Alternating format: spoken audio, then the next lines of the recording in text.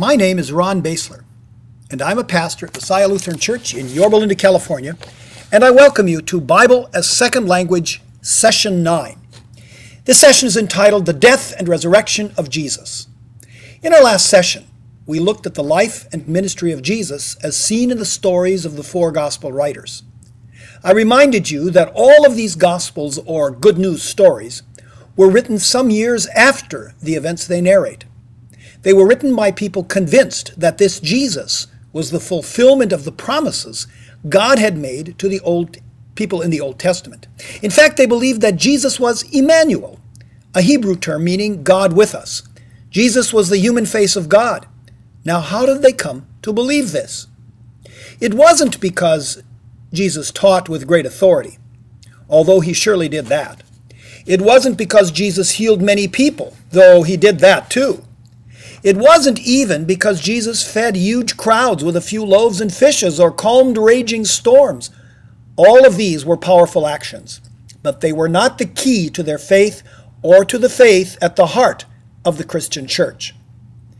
To find the key that inspired the Gospels and created the Christian community, we need to look at the final week of the earthly life of Jesus of Nazareth. Look at the four Gospels and notice how much time is given to the final week of Jesus' earthly life. Of Matthew's 28 chapters, 8 of them focus on the final week. Mark devotes 6 of his 16 chapters to that dramatic week. Luke, 6 out of 24, and John, 7 out of 21. One Bible teacher noted that the four Gospels are actually death and resurrection stories with extended introductions. Now that's probably a bit of an exaggeration, but there is no doubt that the Gospels give great attention to this last week of Jesus' life, and there is no doubt that the death and resurrection of Jesus are the founding events for the Christian faith. They are the fundamental, defining events for us, just as the Exodus was for the people of the Old Covenant. In our last session, I mentioned that the Gospels are like instant replays of a race that has been completed. Well, after the death and resurrection of Jesus, when the Gospel writers looked back upon Jesus' life and ministry, they saw new meaning in events and words that had seemed confusing when they first happened. Take a look at Matthew chapter 16, verses 15 to 28. Read Peter's bold pronouncement to Jesus. He says, "You are the Messiah, the Son of the living God." Then read how when Jesus describes what he himself will have to deal with in Jerusalem, Peter protests, and then Jesus turns and calls him Satan. It was impossible for Peter to see how the Messiah, the Son of God, could suffer and be killed. Whenever Jesus talked about these things, the followers of Jesus were baffled.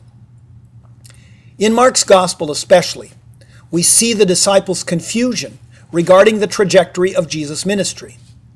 They went on from there and passed through Galilee. He did not want anyone to know it, for he was teaching his disciples and saying to them, "The Son of Man is to be betrayed into human hands, and they will kill him, and 3 days after being killed he will rise again." But they did not understand what he was saying and were afraid to ask him. We ended our last session by noting that Jesus' words and ministry generated opposition. The religious leaders who benefited from the status quo actively plotted to get rid of this one who spoke of a loving God and who freely forgave and healed the outcasts. The Roman rulers and their Jewish appointees also were anxious about this man's ability to gather crowds. They feared that his talk of setting free the oppressed, bringing good news to the poor, and release to the captives could lead to an insurrection. It is very possible that some of Jesus' disciples may have hoped for that very thing. So opposition was building. Jesus knew it was building, but he did not play it safe. He had been charged with a mission: proclaim and make real the loving rule of God. He was determined to do that no matter the cost. Here is how Luke describes it. When the days drew near for him to be taken up, he set his face to go to Jerusalem. Jerusalem was the scene of the dramatic confrontation between this human face of the loving God and the powers of this rebellious world. The gospel writers aren't so concerned about giving us a historical chronology of these critical events, so there are some differences in the details of these final days. Our Christian tradition has highlighted several events and remembered them in what we call Holy Week. It begins with Palm Sunday, or the Sunday of the Passion, from the Latin passio, meaning suffering. All four Gospels tell the story of Jesus' entry into Jerusalem. Jesus makes a grand entry, riding on a donkey. This is a purposeful political act by Jesus. He chooses to enact the words spoken by the prophet Zechariah about a new king who would come bringing peace. Rejoice greatly, O daughter Zion. Shout aloud, O daughter Jerusalem. Lo, your king comes to you. Triumphant and victorious is he, humble and riding on a donkey, on a colt, the foal of a donkey. He will cut off the chariot from Ephraim, and the war horse from Jerusalem, and the battle bow shall be cut off. And he shall command peace to the nations. His dominion shall be from sea to sea, and from the river to the ends of the earth. Jesus enters the country's religious and political capital as a conquering king. The crowds are made up of those who have suffered at the hands of the Romans and groaned under the burdens of the religious sacrificial system. They shout, Hosanna to the Son of David! Blessed is he who comes in the name of the Lord! Hosanna in the highest heavens! They are claiming Jesus as God's promised Messiah. What do they expect from him? Will he lead an insurrection against the Romans? Will he set them free from their oppressors?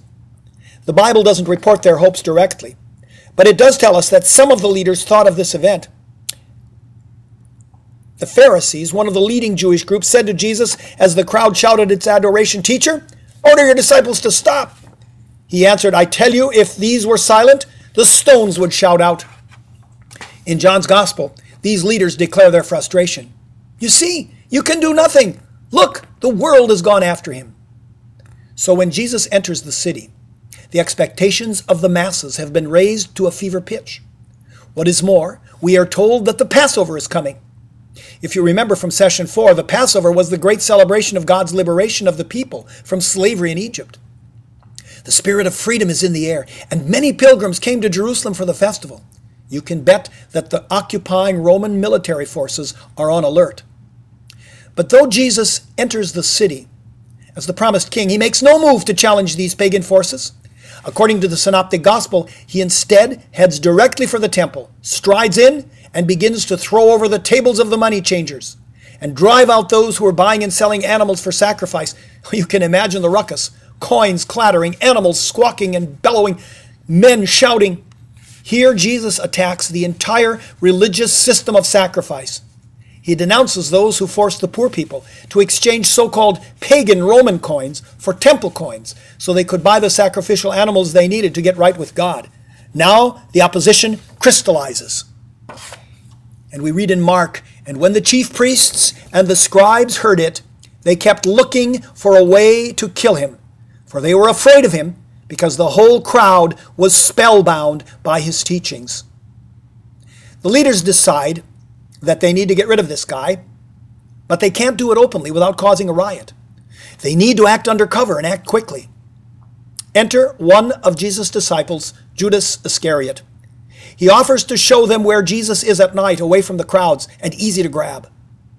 Looking back at Judas, the gospel writers declare that he was a thief and a lover of wealth, and that he betrayed Jesus for money. It is also possible that he was one of those zealous Jewish patriots who hoped that by forcing a confrontation between Jesus and the soldiers, Jesus would initiate a revolution. Or perhaps he was simply disappointed that Jesus hadn't taken a stand against the Romans and so betrayed him out of anger. Whatever his motives, he sets in motion a plot that would soon lead to Jesus' very death.